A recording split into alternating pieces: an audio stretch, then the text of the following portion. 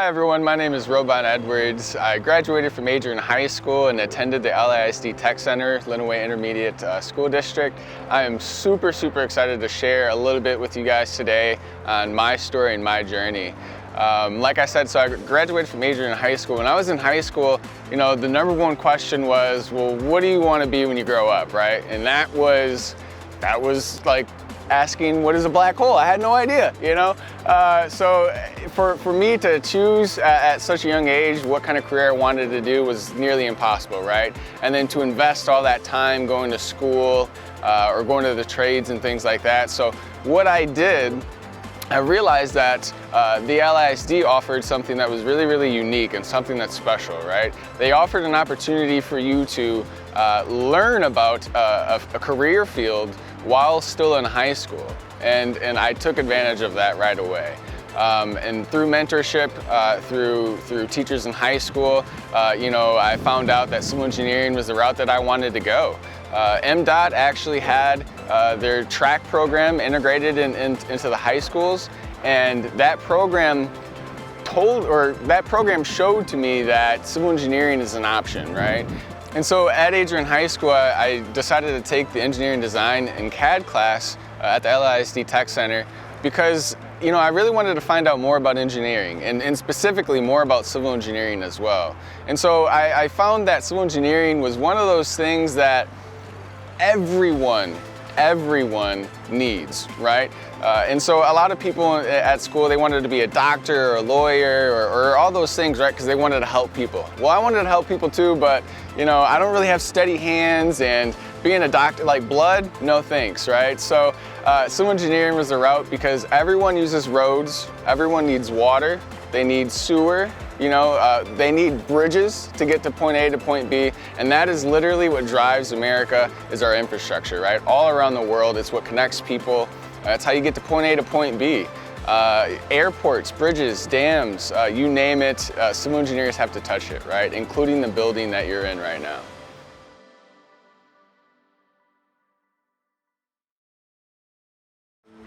So this big piece of hunk of metal right behind me is called the Ambassador Bridge. It is a huge piece of infrastructure for this area, in fact for the country. Hundreds of semi-trucks travel across it daily, carrying cargo that we all need.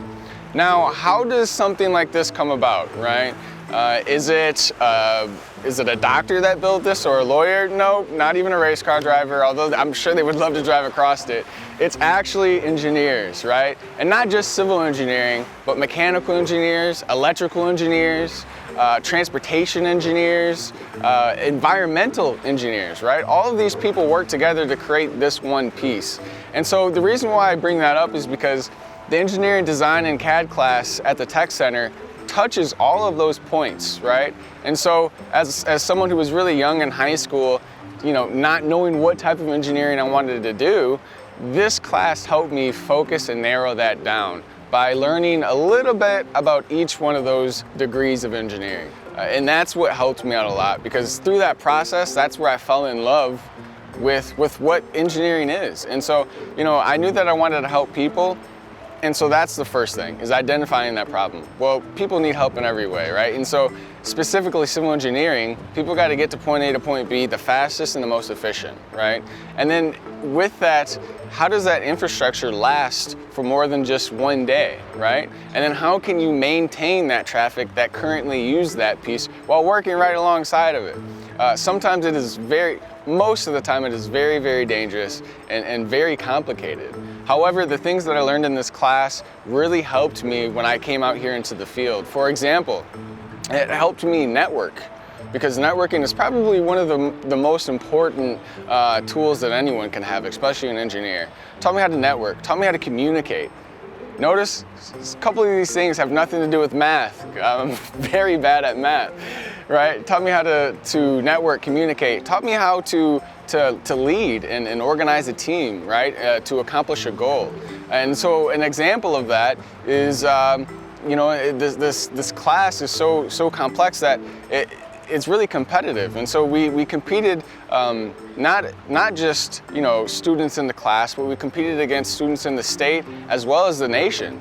And so this competition was called the Bridge Competition, right? And so this is where students get to take their skills that they've learned from class and design and model and build and test a model bridge made out of balsa wood.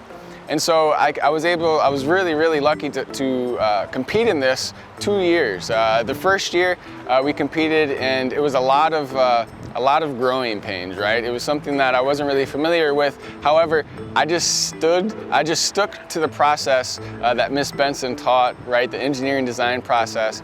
And through that process, we were able to compete and actually get second place at States our first year. Second year came around, and this was the opportunity I got to have to lead a group of my peers to not only compete competitively at States, but make it to Nationals and place second at Nationals.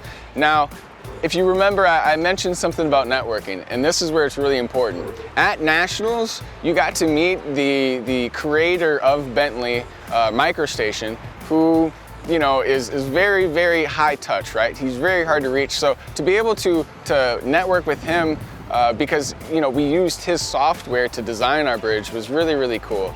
And here's the other thing.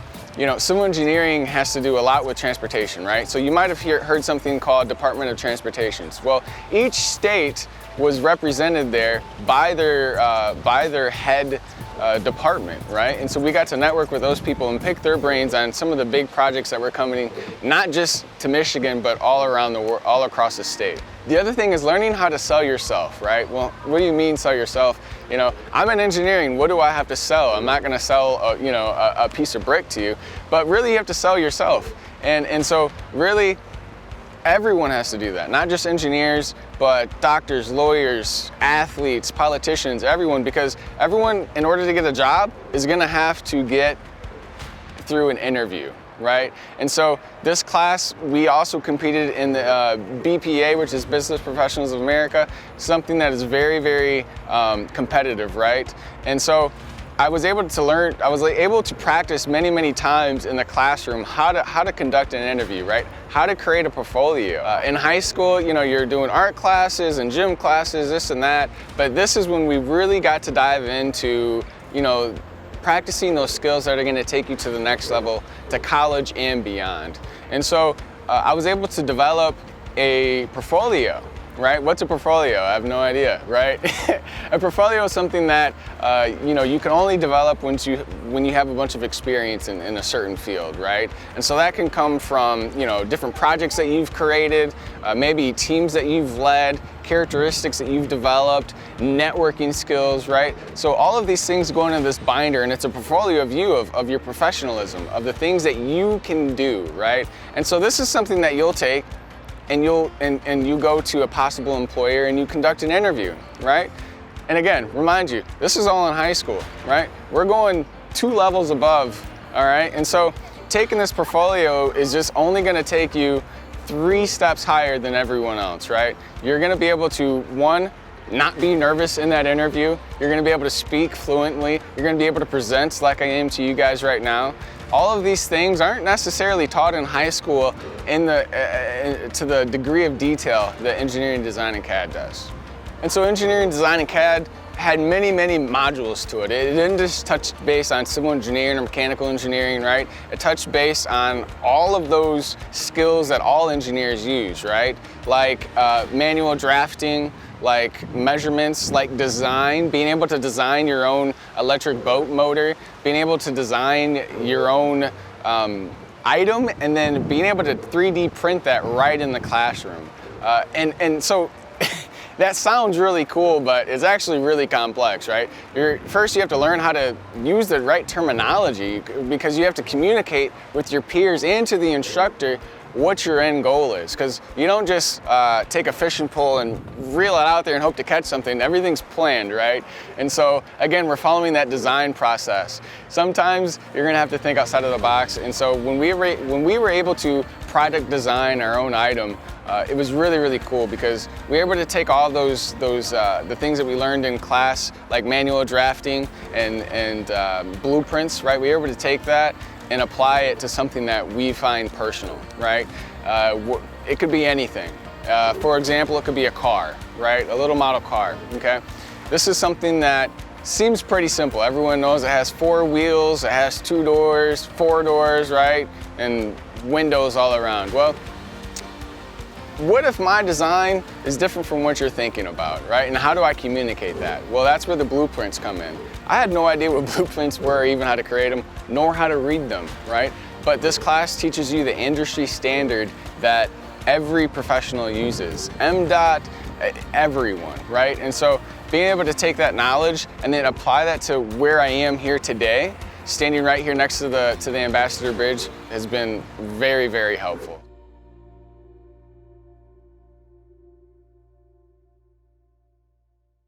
Engineering, design, and CAD really put me just that next level above everyone else, to where my networking skills were noticeable amongst my peers, right? And so being able to network with people from MDOT and determining, like, okay, where can I take my career? Where do I want to go? Where do I want to end up, right? Looking at the end and then working backwards. And so I learned that, you know, you got to choose a really good school.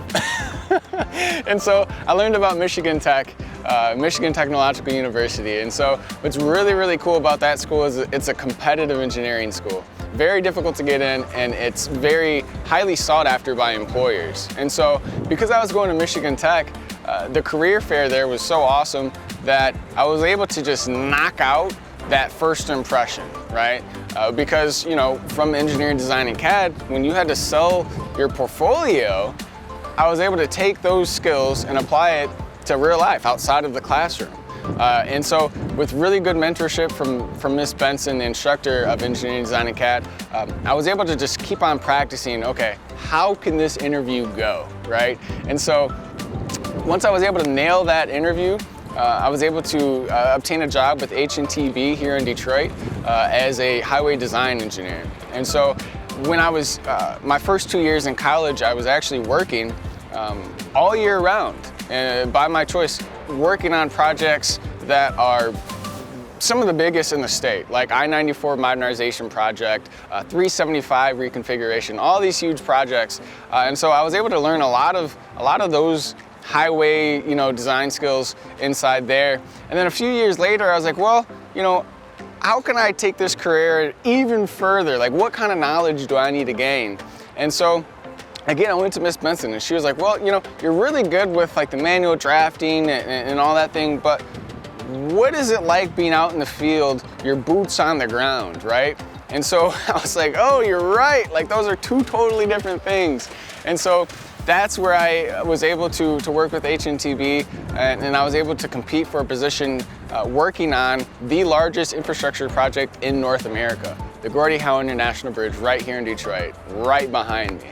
Currently in construction. It is a huge project, like I said. But what's really cool is that many people will retire on this project because it's their dream project, right? And I'm able to start here, right, not even graduated from college yet, working on a project of that caliber, which is really awesome. And that's all because of engineering, design, and CAD. That is the foundation of where I became who I am today.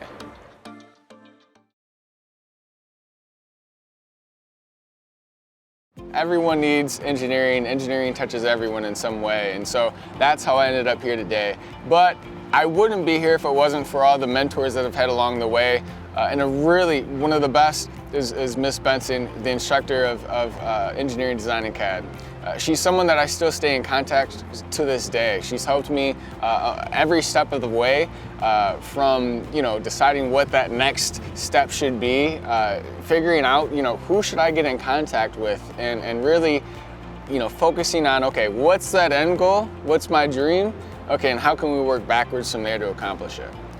Miss Benson in the classroom was really hands-on with, you know, each student, ensuring that the knowledge that they needed fitted with their goals, right, at the end of the day. So the classroom was filled with civil engineers, electrical engineers, mechanical engineers, right? And so we all have basically the same design process. However, each one can focus on something just a little bit differently, right? And so she was really awesome with that, learning when to push and when not to push, and when to let our creativity flow, but then also restricting that, because in reality, out here in the field, you know, we can't just build a rainbow bridge.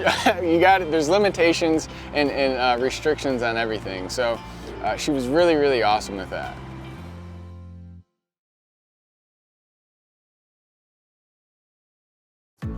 You know, high school is a great time to have fun and to really just slow down and enjoy your youth. But here's the thing, people are always gonna ask you, what do you wanna be when you grow up? You know, take advantage of all those resources that you have now and don't take those for granted. Get out of your comfort zone, step out of the box and step up for yourself. Don't be afraid to communicate and share what it is that you're looking for. There's always someone there right around the corner willing to help you. Find those people and accomplish those dreams. I just want to take the time to thank Miss Benson, to thank James Jackson, to thank MDOT, to thank HNTB, and more importantly, to thank the Illinois Intermediate School District.